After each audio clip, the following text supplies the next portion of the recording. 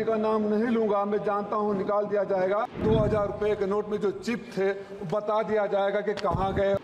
इनसे ना उम्मीद करो इतनी सादगी के साथ, इनसे ना उम्मीद करो इतनी सादगी के साथ। ये दौर अलग है, ये लोग अलग हैं।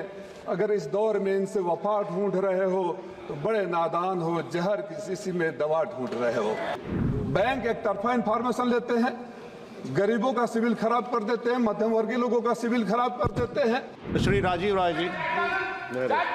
धन्यवाद सर।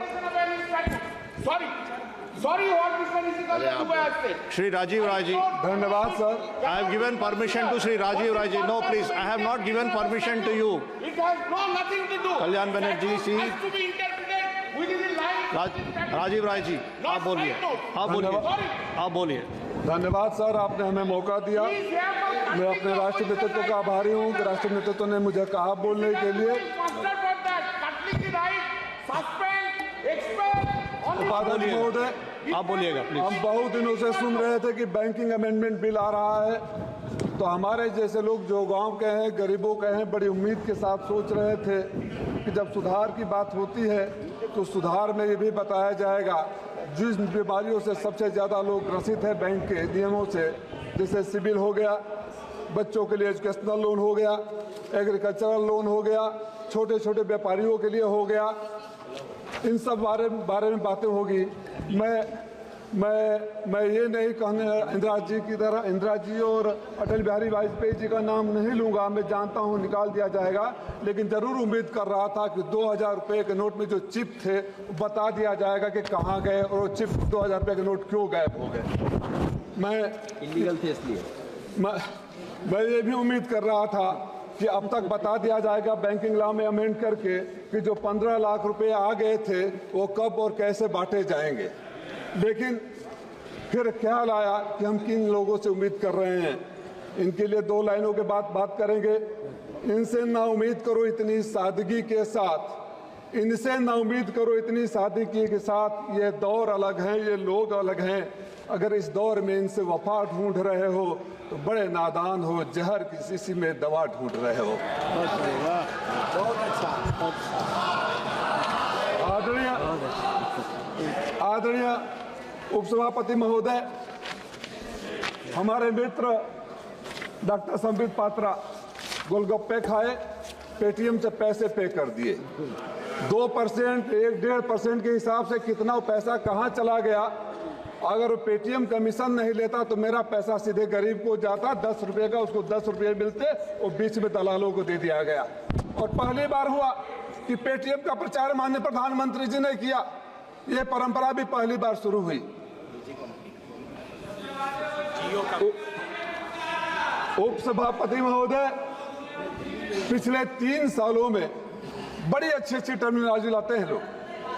मैंने कोशिश कर दिया था, पिछले 3 सालों में उद्योगपतियों के 5,64,365 करोड़ रुपया राइट ऑफ कर दिए गए। अलीगढ़ के हैं। अगर ये कहा जाएगा अलीगढ़ के हैं कि माफ कर दिए तो आप कहेंगे नहीं राइट ऑफ कर दिए। मैं आज आपसे अपने नेता के सामने मांग करता हूं कि देश के किसानों के ऊपर चाहे जितना भी कर्ज हो सबको राइट ऑफ करने की घोषणा कर दो, हम स्वागत करेंगे। ठीक बात। ये आपकी बुद्धि कहीं और नहीं आती है। आपने चौथी सबसे बड़ी अर्थव्यवस्था की बात करते हैं, तीसरी सबसे बड़ी अर्थव्यवस्था की बात करते हैं। हमारे जैसे लोग तब सदन में नहीं थे, लेकिन टीवी पर सुनकर हमारा सीना चौड़ा हो जाता था जब कोई कहता था कि देश में रुपए की केवल कीमत ही नहीं गिरती है, देश का स्वाभिमान भी गिरता है। तो हमें लगा था कोई आएगा स्वाभिमान बढ़ाएगा। मैं तो आपसे जानना चाहता हूं कि देश के स्वाभिमान को किस रसातल में आप भेज दिए और कहां तक गिराने का इरादा है। चौथी अर्थव्यवस्था हो जाएगी, डॉलर की कीमत के सामने रुपए की कीमत खत्म हो जाएगी और आप अपनी पीठ थपथपाएंगे। इस देश की वो बैंकिंग सिस्टम है जो गरीबों के घर से दिन भर की कमाई निकालता है। मैडम, मैं आपसे अनुरोध करूंगा, विचार जरूर करिएगा कि अगर गरीब दिन भर सब्जी खरीदता है और रात को बैंक में डालता है, अगले दिन बैंक में डालता है, फिर निकालता है, तो अपने पैसे पर ट्रांजैक्शन फीस। पहली बार इस देश ने यह भी देखा कि गरीब जितनी बार बैंक में जाएगा, बैंक से पैसा लेकर आएगा, कुछ न कुछ आपको देगा। आप तो मंदिर के उस महंत की तरह हो गए कि जब जाएंगे कुछ देकर आएंगे। ये तो ठीक नहीं है। इस देश में मैं बड़ी लड़ाई लड़ा, सदन में नहीं था, एजुकेशनल लोन के लिए। आप जब नियम निकालते हैं छात्रों के एजुकेशनल लोन के लिए तो बड़ी अच्छी तस्वीर पेश करते हैं। एक तो हमारा मामला पार्लियामेंट की कमेटी ने हल किया था। जब बच्चे जाते थे एजुकेशनल लोन के लिए तो 50% का मार्क्स या बैंकों से नियरेस्ट दूरी का। बैंक एजुकेशनल लोन के लिए जहां लड़का पढ़कर साक्षर होगा, आप 9%, 10%, 12%, 14%, 4 लाख से ऊपर कोलेटरल सिक्योरिटी की बात करते हैं। और कोई व्यापारी ले चला जाता है तो उसके लिए कोलेटरल सिक्योरिटी है या नहीं है मुझे तो नहीं पता है, लेकिन अगर आपने रिकॉर्ड मार्जिन का बनाया है तो देश ने वो रिकॉर्ड भी देखा है कि सबसे ज्यादा पैसा देश का विदेशों में लेकर चले गए और वो भाई लोग नहीं आए। आदरणीय उपसभापति महोदय, एक मैं मैडम आपका ध्यान आकर्षित करना चाहूंगा सिविल का। और मुझे लगता है कि बहुत सारे लोग जो सिविल स्कोरिंग के लिए 2005 में नियम बने थे, ये बैंकों की तानाशाही मैं स्वयं भुगतभोगी रह चुका हूं। लड़ाई लड़ते लड़ते एमपी बना तो शायद उसका समाधान अब हो रहा है। आप एनपीए न हो, अच्छे इंटेंशन के साथ ही आया था, तभी सरकार लाई थी। लेकिन ये एक तरफा कानून, क्रेडिट कार्ड सबके पास होगा, आपके पास फोन आएगा, आपको क्रेडिट कार्ड सैंक्शन हो गया है, क्रेडिट कार्ड का पैसा भी चढ़ना शुरू हो जाएगा। एक दिन बड़े पैसे इकट्ठा करके जब घर बनवाने के लिए, बच्चों को पढ़ाने के लिए, बेटी की शादी करने के लिए जब आप जाएंगे तो पता चलेगा कि आपका सिविल स्कोर खराब है। तब आप ढूंढने लगेंगे तो पता चलेगा कि उस टाइम पर एक क्रेडिट कार्ड मिला था जिसको आपकी जानकारी भी नहीं है। बैंक एक तरफा इंफॉर्मेशन लेते हैं, गरीबों का सिविल खराब कर देते हैं, मध्यम वर्गीय लोगों का सिविल खराब कर देते हैं, और जब उसको अपनी जरूरत पड़ती है, कोई तो सिस्टम ऐसा होना चाहिए ना कि जब दोनों तरफ की बातें सुने, बैंक के पास अगर इंफॉर्मेशन जाता है कि ये आपने पेमेंट नहीं किया या यहाँ डिफॉल्टर है, तो बैंक एक बार पूछता है, चाहे सिविल से एक मेल आता, you have received this information from the bank, kindly clarify if you are a defaulter और you have paid that amount, उसके बाद करना चाहिए। सिविल को सुधारने की जरूरत है। मैं तो समय पता नहीं कितना है, 2005 में एक बैंक से लोन लिया था घर बनाने के लिए, 15 साल तक लगातार बिना एक सिंगल डिफॉल्ट के पे कर दिया। जब 15 साल के बाद में बैंक में जाता हूं कि मेरा एनओसी दे दो, तो कहा जाता है कि बीच में बैंक का रेट बढ़ गया था, इसलिए आपके ऊपर 19 लाख रुपया और है।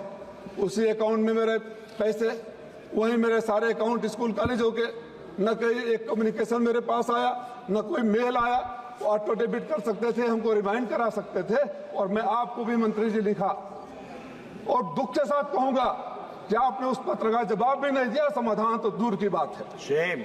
मैंने आपको लिखा था, और कहेंगे तो लेटर का डेट भी मैं आपके सामने समक्ष रख दूंगा। मैं 3-4 बातों की तरफ और ध्यान देना चाहूंगा संशोधन करने रिकमेंडेशन के लिए। एजुकेशनल लोन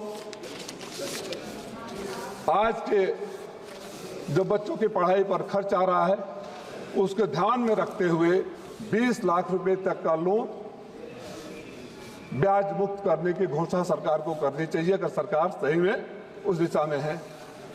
डिजिटल करेंसी की बातें होती है, अब तो घर में बैठे बैठे बैंक में पैसा रखने में भी डर लगता है।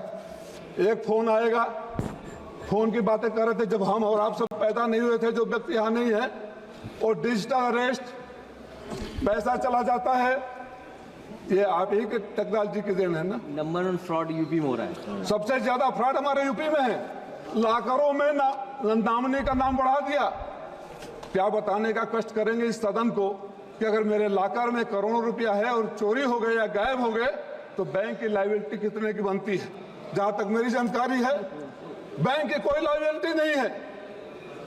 1 लाख रुपया तक यूपी में 37 लाख से एक साथ चोरी हो गए थे। कानपुर में लॉकर चोरी, गाजियाबाद में लॉकर चोरी हुई, कानपुर में हुए, गाजियाबाद में हुए, आंध्रा में हुए, कुर्ग में हुए। कितना आप निकालेंगे तो आपके पास लिस्ट आ जाएगा। लाकर में आदमी मेहनत का पैसा ले जाकर रखता है, आप फीस लेते हैं, लेकिन पैसा गायब हो गया तो कोई जिम्मेदारी नहीं। साइबर फ्रॉड के ऊपर आप कानून बनाते हैं, व्याख्यान देते हैं, लेक्चर देते हैं, मैसेजिंग होती है, लेकिन हर रोज लोगों का पैसा लूटा जाता है। मैं गरीब व्यापारियों के लिए जो कर्ज दिए जाते हैं उनको मैं 20 लाख रुपया, शिक्षा लोन पर मैं 20 लाख रुपया, और किसानों का फिर मैं मांग करूंगा।